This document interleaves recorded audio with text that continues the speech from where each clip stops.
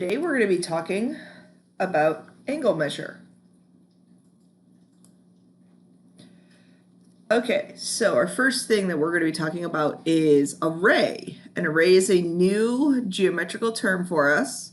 So it's a part of a line that has one endpoint and extends indefinitely or infinitely in one direction. Okay, so here we have ray MP. Notice how I write this, ray MP. The endpoint always is first and doesn't have an arrow. The direction that it heads towards point P has the arrow at the end. Okay, here we have ray JH. Notice how the endpoint is listed first, and ray KL. And those two rays make up a line. So those are called opposite rays. And again, making sure that you understand that the letter that we have first, J, H, J is the endpoint of my ray heading in the direction towards H. That's why my little arrow's over H. That's how I think about it. Okay, now an angle.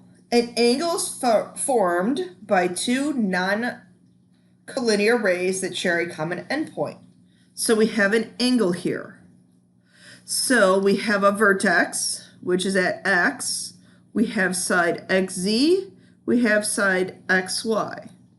So there's a few different ways to name this angle. Since this angle is the only one in our entire diagram, I can name that angle X. I can also name it, see how there's a little number inside there? I can also name that by the number. And that's how I personally prefer to name them. Or you can name them by 3 points. One point that's on one ray. Vertex is always in the middle. Point on the other ray. You could have also named this Z, X, Y. But notice how here X, the vertex, is always in the middle. It's kind of how I think about it is I'm going from point Z to point X to point Y. Okay, that's how I know what my angle is. Honestly, I'll tell you guys right now, this is how I'm going to be naming most of my angles. I just like the numbers. It's quicker, it's easier. I'm all about being efficient. Okay, our first example. Use the diagram to answer each one of the questions. Name all angles that have B as a vertex. Oh, B is a vertex. Okay, so this is my vertex. You know what? I'm going to put it in a different color. I'm going to put it in red so I know. Okay, you know me. I like to go by my numbers. So angle 5, angle 6, angle 7, and then G, ABG.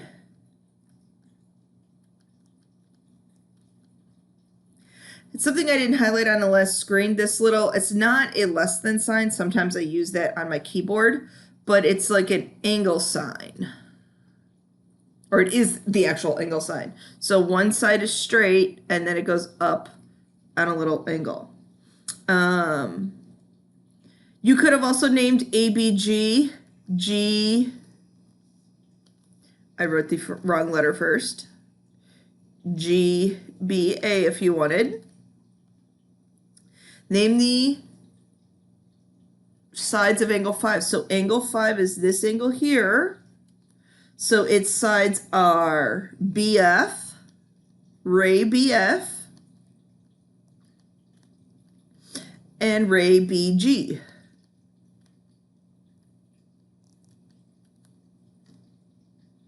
And then write another name for angle 6. So naming angle 6 another way. I can't just use angle B because notice how many angles we had here that listed it as B. I need to list it as 3 letters. So angle 6, let me highlight it in green, is this angle here. So I'm going to name that by D, B, E. I could have also said it was EBD. I could have used point F if I wanted instead of E, okay? Is there anything else I want to say about that? Oh, I don't think so. Okay, different types of angles we have.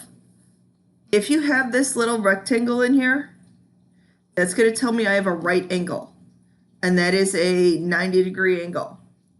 If an angle looks like it is less than 90 degrees, it is an acute angle. If it's more than 90 degrees, or an obtuse angle.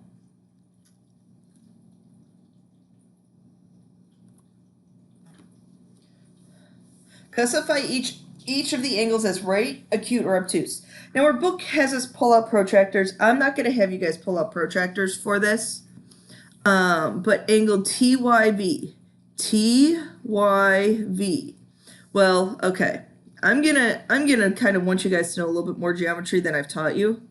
So I have a right angle here, and I'm looking at this angle here, TYV. Well, YT and YX are opposite rays. So this whole big line is 180 degrees. If one side is 90, we know the other side should be 90. So this is a right angle. I'm going to erase my markings on here just so I can tell for my next one. WYT. WYT. So this angle here. Well, I just said this one was 90. That's a little bit bigger than 90. It appears to be obtuse.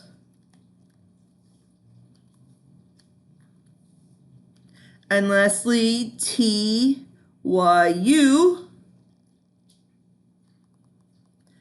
Hopefully you see that that appears to be an acute angle. Again, our book has us pull out a protractor. I'm not going to have you guys pull out a protractor to look at these. This is more of an observation. This is one of the few times I'm going to have you actually observe what does it maybe look like it is. Okay, congruent angles. Angles that have the same measure. Just like we had congruent segments, we can have congruent angles. So our notation for that is angle ABE is congruent to angle FCD. I knew they were congruent because I had a 35-degree angle hanging in there. Also, it had this little marking. It had this marking here and here telling me, hey, those are congruent. Now I have this here where I have two little arcs in my angle. So that tells me that those angles are congruent. So angle EBC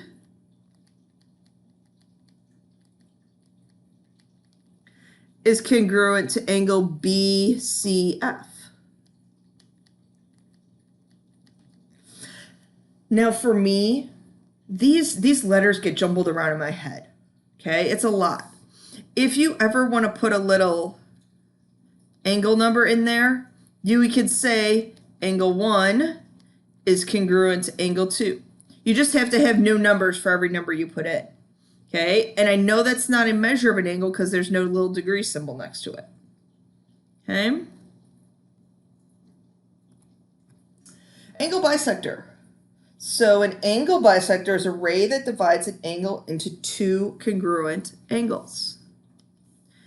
They tell me with my little markings that this angle here is equal to that angle there. So my ray that bisects CI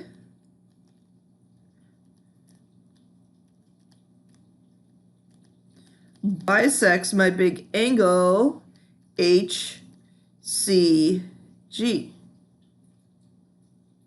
because by my markings this angle here is equal to that angle there. I'll just make that a little bit more apparent. Okay, so it splits me up into two congruent angles.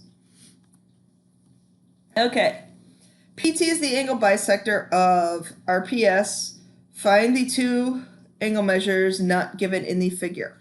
Okay, so here I'm looking for angle SPT, and I'm looking for the big angle, RPS.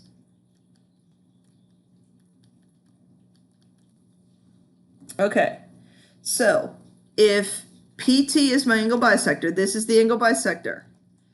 That makes it so that this angle here is congruent to that angle there. So therefore, SPT is 44 degrees. If I have one 44-degree angle, I have another 44-degree angle. I add those two together to get the big angle to be 88. Now the next example. They tell me with this little arc here, they're telling me the whole angle, RPS, is equal to 42 degrees. So I need to find angle RPT and angle SPT. Well, let's look at that. This whole angle is 42. PT is an angle bisector, meaning this angle and this angle are equal. Two of those angles have to add up to 42, two of the same angles, so I cut that in half, 21 and 21.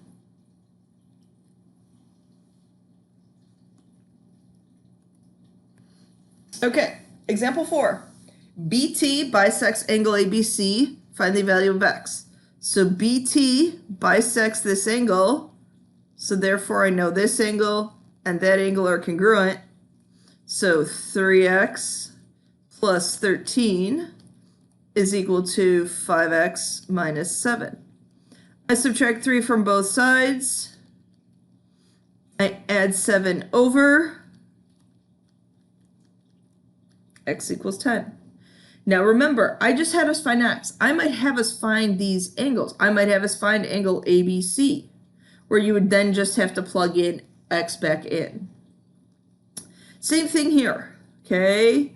I need to find this angle here is congruent to that angle there.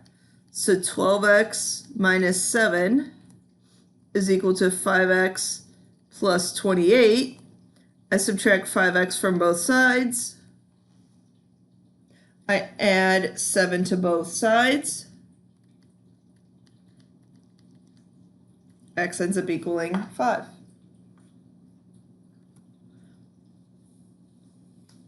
Okay, the next example. Angle BHC, find angle BHC and DJE. So I'm finding the angle measures. If those two angles are congruent. Remember, congruence just means they're equal. So I have 4x plus 5 equal to 3x plus 30. I subtract the x over. I subtract the 5 over. Now, since those two things are equal, I know they're going to be the same thing. So angle BHC, since that's the first one I see, I'm going to plug in 25. And I'm going to get 105. They tell me they're congruent or equal, so DJE is also equal to 105. Okay, that is it for our angle measure video. Thank you for watching.